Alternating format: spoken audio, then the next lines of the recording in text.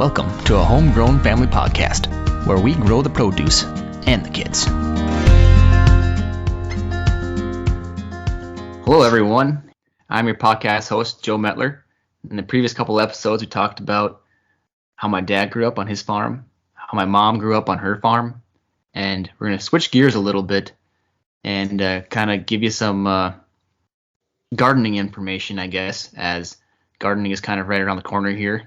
Coming up here on early May, we will be looking at planting, potentially in the ground here soon. So we just kind of wanted to get into a little bit of that. And with us today, I have my brother David, who is the third oldest, my sister, and then myself, and then my brother David. He's probably another one of the agriculturalists in our family. It seems like you're pretty much an agriculturalist, whether it's in range science, crop science, or horticulture, or you're involved in music. It kind of seems like the two designations within our family. So my sister's a music teacher, and along with my fourth oldest, Michael. So anyways, I have David here today. How's it going, David? It's going great. Happy to be here. So as Joe said, I'm the third oldest, and I'm 2 years younger than Joe. And so as younger siblings often do, we follow our older siblings around and kind of do whatever they do. Joe was gracious enough in high school to let me hang out with him and his friends. And I actually went to the same college as Joe as well, so North Dakota State University. And I went there for a bachelor's in horticulture. And after I completed that degree, I decided to continue on for a master's in plant sciences. So I have a background mostly in fruit production, I would say. That's what I specialized in with my master's. I worked under Dr. Hadman Valenti at NDSU, and she headed up the high value crops program, which included the grape breeding program, as well as research looking at Juneberries, high value crop production in high tunnels, cut flowers, and tomatoes, peppers, cucumbers. And then we also worked with things like hops, potatoes, and then my program was producing blackberries. Very unique in North Dakota. Wouldn't necessarily recommend it on a large scale. So other than my educational background, I did spend a summer out with Joe in Yakima, Washington, so I have that experience as well. And if you've listened to his earlier podcast, I believe he talks about the different crops he worked in out there, so I was able to partake in that as well. Yeah. Fortunately, your fiance at the time allowed you to come out and spend the summer with us. So that was Yes, yeah. So I was getting married in late August, and she let me go out to Yakima, Washington for the summer. So that was very gracious of her. Yeah, it was a really good summer. He was basically working as a scout, and since he was in the horticulture background, they stuck him on the potato program. I was thinking to myself, oh man, it's gonna be great. David and I can work together all the time, go to all the different fields, and just go out there and chit chat and hang out, and it'd be a great summer. David was too efficient at his job. Yeah. to say the least. Turns out that he was a very valuable individual, even just as a scout. Granted, he had his bachelor's degree already, so he was pretty much a glorified scout at that point. But it didn't seem very efficient to put us both in the same crew. We'd probably get done early on our routes, but yeah, no, we didn't work together much at all after the first couple weeks there, unless it was a big job like that pea sampling where we had to shell peas late into the night. Oh yeah, that one and the sweet corn one. I don't know if you're there for the year of the sweet corn, but that was tough too. Yeah, so I basically trained David in on all the soil sampling methods, and then after that 2 weeks, he was cut loose and tended his own routes basically. So yeah, it was a good time. My favorite crop out there was probably working with mint, looking for beneficial as well as problem pests in the mint. It was a lot of fun. And then also one of the summers when I was in between my bachelor's and my master's, I worked out at the research arboretum at NDSU. So I got to work also with more of the woody landscape plants and trees. So that was also a nice experience to have. So now I've been a research agronomist in sugar beet production for the last 6+ years. And so right now I work more on the large scale kind of farming research, not as much into horticulture anymore, working with sugar beets, but also a little bit in soybean, wheat, and corn. And so that's kind of what I've been doing now. And I've got a lot of other hobbies that I get to work with Joe on, but that's kind of my background, I guess. So yeah, David resides over in southern Minnesota. I mentioned growing zones last episode. He's over in 4, right? Or are you borderline 5 over there?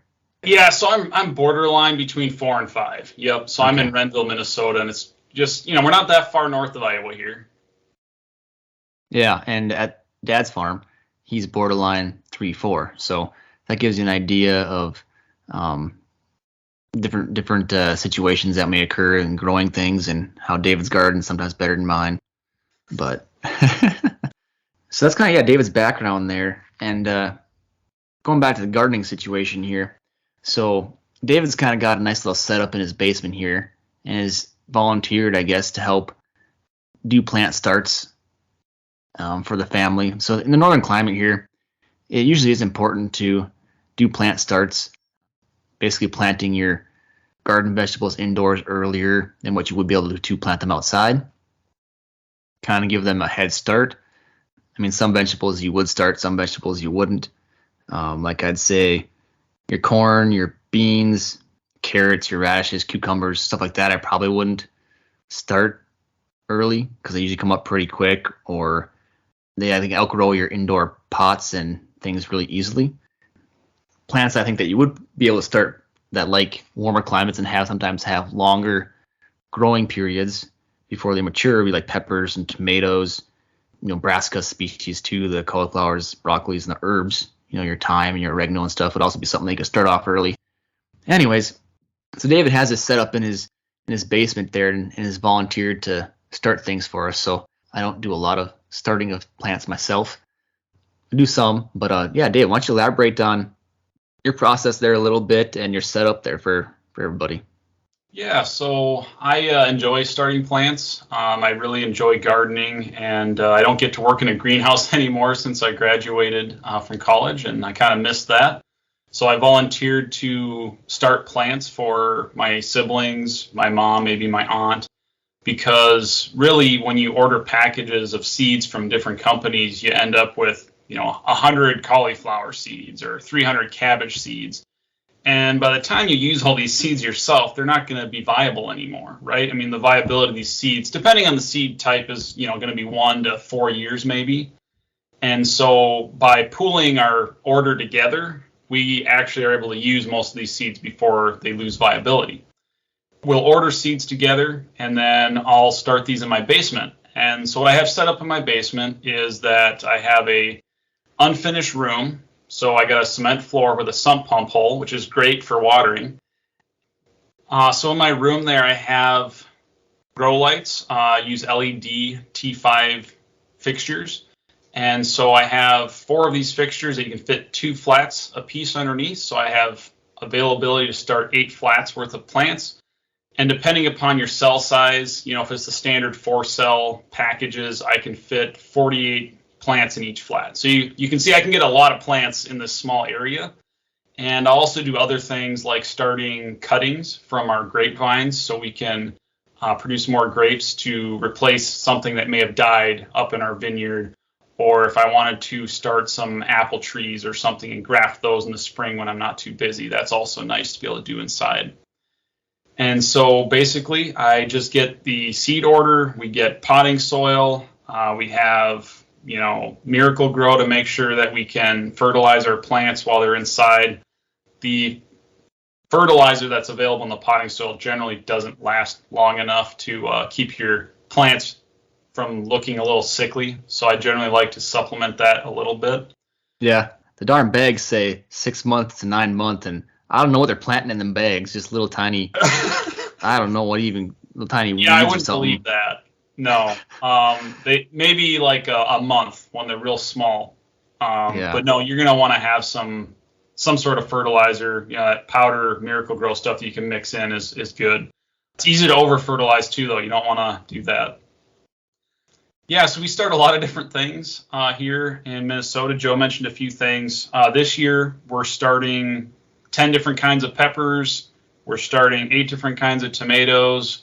We've got all sorts of different things in the brassica family. We got cauliflower, cabbage, broccoli, kale. We're also doing a few other things. We've got some tomatillos, got some fennel. I'm trying the Brussels sprouts again this year. Brussels sprouts, cabbage. We got a lot of different flowers. My thing with gardening is you should always be trying something new, right? That's the fun of gardening is always looking for new things that you can try. So every year we get some new flowers, we get some new peppers, just things that we can try, and we can order a package, all try them. It doesn't cost that much. Between 4 or 5 of us, we spent $3 on a package. Not that expensive to try something new.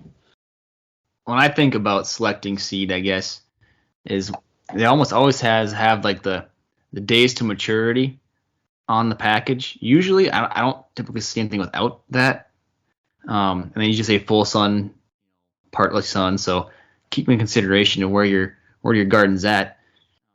But I don't know if you have a general rule of thumb, David, but anytime I see 80 or 90 days to maturity, I pretty much say it's a no-go for me. Like I don't plant anything that says 80, 90 days. So if you're going to be planting straight out in the garden, I think I'd probably agree with you. I might be maxing out at more around 100 days, but I am farther south, so I might get a little more growing year here. But one of the ones I really like to grow is a butternut squash, and unfortunately, the one I really like is 100 to 110 day maturity. So you're getting a little borderline there. You get quite a few squash that don't quite mature in time. But you're right. Once you start hitting those 80, 90 days to maturity, it's something that you probably want to start inside. Yeah, I definitely agree there. Do you start your squashes inside? I don't. So the one thing with viney plants is that they don't transplant very well. That's kind of one of the reasons they're a little bit of a pain to start inside. But, there are people who can do it, and you can do it. It's just they're a little more temperamental. And you can get your cucumbers, a few weeks earlier or maybe a month earlier than you would have if you started them outside potentially. Yeah, I did start a zucchini and a cucumber the other day. So these flats that we're talking about sometimes have like a humididome, I think they call it. So you put this plastic cover over the top, and it only from the base of the soil to the top of that cover is like 2.5 inches. And so, these zucchini plants come out and their leaves are, 2 inches already right off the bat. So it already outgrew my humididome, so I had to retransplant it already, and so I'm hoping to get zucchinis a little bit sooner this year, but that's the problem with some of those species, like any of the squashes and things. They usually come out pretty large, and next thing you know, you're transplanting within a week already after emergence anyways. So sometimes you're almost better off just getting a quick start out in the field and calling it a day. Yeah, with those large seeded crops, I would agree with you. It's really the small seeded crops or flowers like petunias that really need a lot of time indoors, 10, 12 weeks sometimes before you even plant them outside. Oh, I just want to throw a little shout out here too. Some of my friends here around central Minnesota, around the Lake Park area, the Splonskowski Plant Farm. They sell plant starts, and I've gotten some starts from them from time to time before David really volunteered to do starts. But they have some high quality plants there too. I'm sure you could look them up. Might throw a link on my show notes here on the podcast, but they're an excellent place to get some starts from. And a lot of times, local FFA or 4-H club might have some starts or something for sale too. I know my town does. The local FFA has a little greenhouse start sale. Yeah, and actually, I think a couple of high schools and middle schools sometimes will have a greenhouse for their shop class, and they'll grow some starts in there and have like a Mother's Day sale and things like that too. So there's good ways you can support, your local schools and things like that too. So you can go to the big box stores and get all your stuff, but if you can try to get local, that's always better in my opinion, I guess. So kind of want to switch gears here a little bit. We talk about buying seed. We buy seed from different catalogs. Personally, I just sometimes all I need is one packet or two, so I just go to Fleet Farm and I grab it. But sometimes you got to be careful about different stores, those big box stores, because I was going to ask David this the other day, but we'll see what he says here. But the other day I was in a store and I saw some grapes up there, and I was like, oh, look, that's kind of cool looking grape. And then I was kind of reading the labels of them, and I came across Concords getting sold, in central North Dakota. And I was like, what? I'm pretty sure Concord grapes, it's like your juice grape, what Welch's grape juice is made out of. And I thought to myself, there's no way this stuff grows in North Dakota. So I don't know. Sometimes you get these chains that buy these bulk orders for every single location, and I don't know if they're always compatible. I don't know. What are your thoughts on that, Dave? Yeah, I think you're right that a lot of times you got to be careful, not just in the box stores, but also in your catalogs, especially. You got to be careful. You have to know your growing zone, because you can get a zone 5 something, grape or something. Maybe you're actually in a zone 4, but that region, like you said, ordered their plants, but maybe they're actually a zone 4 and a zone 5 in that area, and they've got zone 5 plants in there that, they might not die completely, but they might die back every other year, and you'll just be really frustrated. So that can happen a lot of times with grapes. They might say they're hardy, right? They'll grow, they won't die, but then they'll die back enough every year or every 3 years that it's just a frustrating endeavor to actually produce a crop. So we have our big box stores you can go buy stuff at. We have our catalogs that we mentioned. Some catalogs will be, for example, Baker Creek. They'll focus on organic, non-GMO, heirloom type seeds. And then you'll have other catalogs like the Guernsey catalogs that like Dave and I grew up taking a look at all the time, are more generalized. They probably have some heirloom types in there, but they might also have some GMO types in there or hybridized seed also. So each catalog is not the same. So depending on what you're looking for. And then I had bought in seeds from, I was kind of looking at heirloom cultivars or heirloom varieties, kind of interchangeable terms there. And I found a place online. It was called Mary's Heirloom Seeds. And I was like, oh man, checking out all these cultivars. I'm like, this looks great. And I've had some success with her seeds for the most part. But after I dug into it a little bit more, she's a company out of Texas. So depending on the heirloom seeds she's has, it may or not be good for our region. Anyways, I kind of want to go back into, I mentioned heirloom a couple times now. So I kind of wanted just to maybe take some time to define what an heirloom is, because I think that's probably going to be your main designated differences between the seeds you get. I don't oftentimes see, non-GMO on the bags. The term organic means you have to be USDA certified. You have to have an organic field treated as organic for 3 years before you can even get certified. And as far as I'm aware, there's no certification to be considered heirloom. There's no legal or quantifying definition of what an heirloom is. What you kind of think of with jewelry and things like that, it's something that usually has a little bit of longevity. It's kind of went through a couple of different generations, and generations for seeds. It can be just a couple of years. It could be 20, it could be 30 years, it could be 50, it could be 5. There's no clarifying definition that way. So I guess what you have is an heirloom seed or a hybridized seed. And so the difference there, I guess, is mostly an open pollinated seed in the heirloom seed and more of a controlled pollinated hybridized seed. The heirloom seeds, actually, if you go on, check out Baker Creek Seeds, they have a fantastic catalog that actually, when you're looking through the seed catalog, there's usually a story behind a lot of these varieties, these heirloom varieties, and they'll tell you what country they came from or what region it was grown in. And a lot of these heirlooms were specific to an area, right? That this was what people grew in that area. And compared to a hybrid, like Joe's discussing, it's been something that a breeding company has taken 2 varieties that are good for maybe, one's good for yield, another one's really good for disease, and they combine those 2 together to make an even better offspring, the hybrid, right? However, the hybrid, you can't collect the seed really and plant that again and get the same thing, right? You have to use those parent varieties to get that variety that's actually the one that you're growing. And generally speaking, a lot of these companies have those parents patented or that hybrid actually patented, so you can't do that yourself.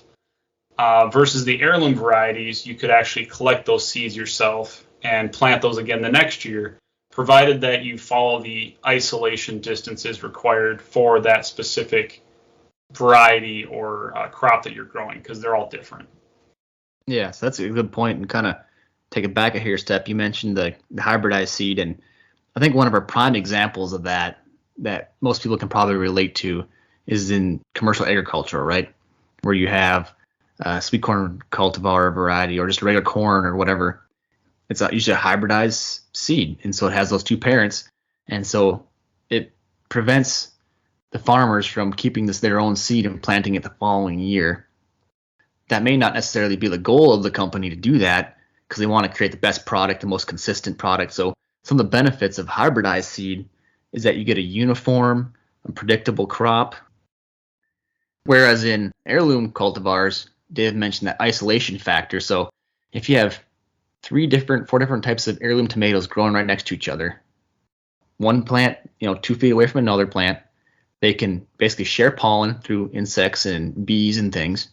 And then if you want to keep a tomato off that plant or off of either plant, but then you grow that seed the next year and you may get something slightly different because it's a mixture now of those two different types of tomatoes.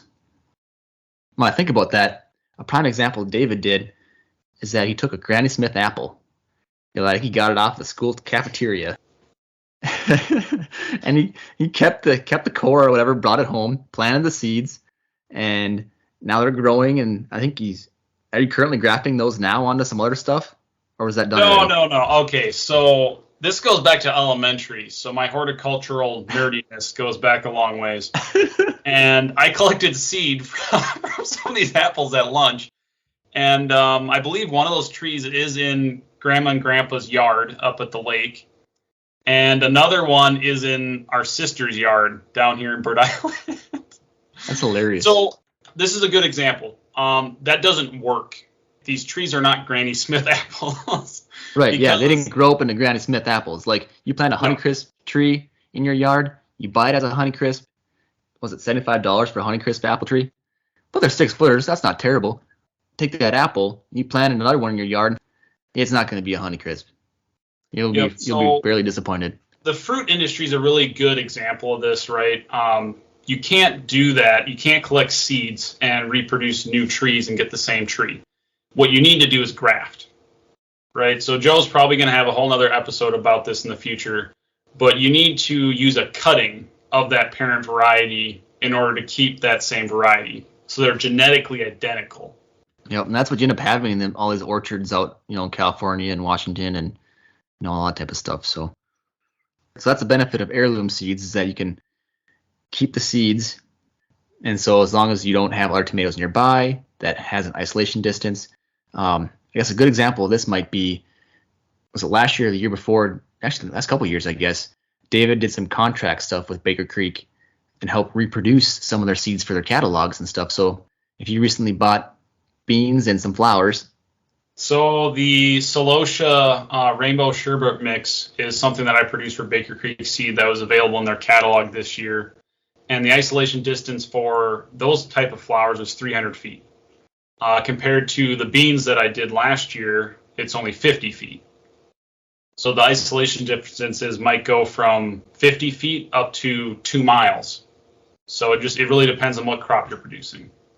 Yeah, I'd be curious to see what the tomato is, but not too often do people plant only one type of tomato, I feel like, unless they're really focusing on like salsa production or things like that. But I had ordered from a company that I shall not name. But I ordered some from a company. I got some peppers, and I don't like hot peppers, like jalapenos. That's about the hottest I go. And I had some jalapenos there, but I had like 6 other different types of peppers. And one of them that I harvested, I gave to my mother-in-law, and she ended up with a chemical burn on her lips from when she was cutting up these peppers and touched her mouth. Because I'm like, well, I have no idea what happened there, because I did not grow a hot pepper, according to the package and the seed and the website and stuff. So that was kind of surprising. So there are some risks with ordering heirloom, cultivars or varieties, but I think for the most part, you're usually pretty safe.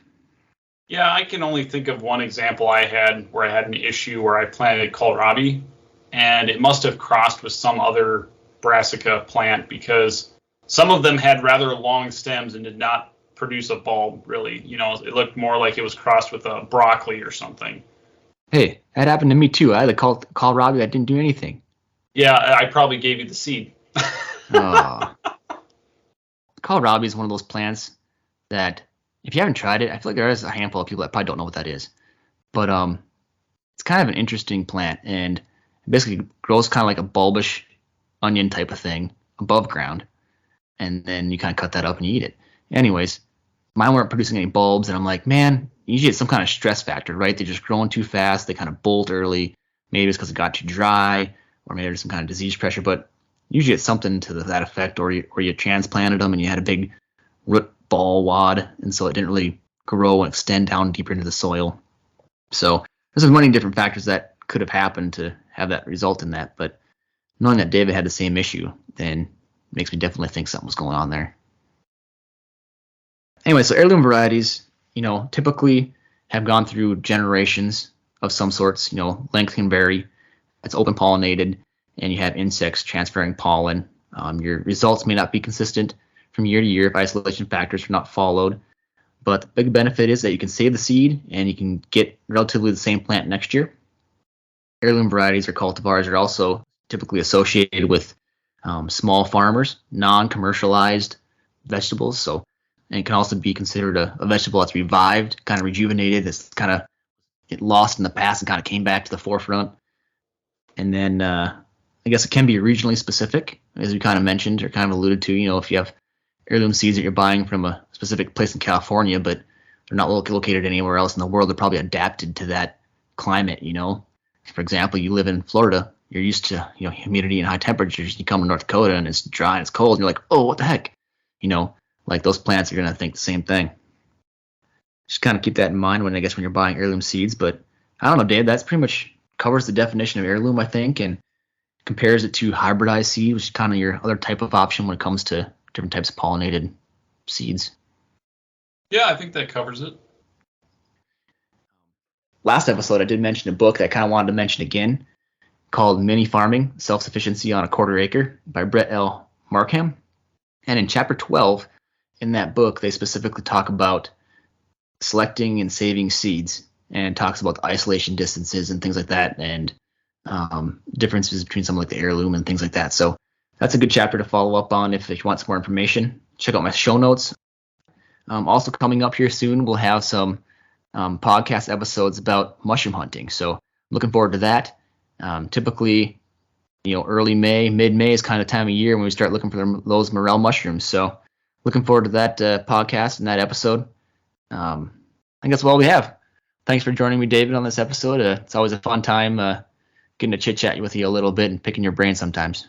Yeah, always a pleasure. See you next time. All right, thanks, everybody.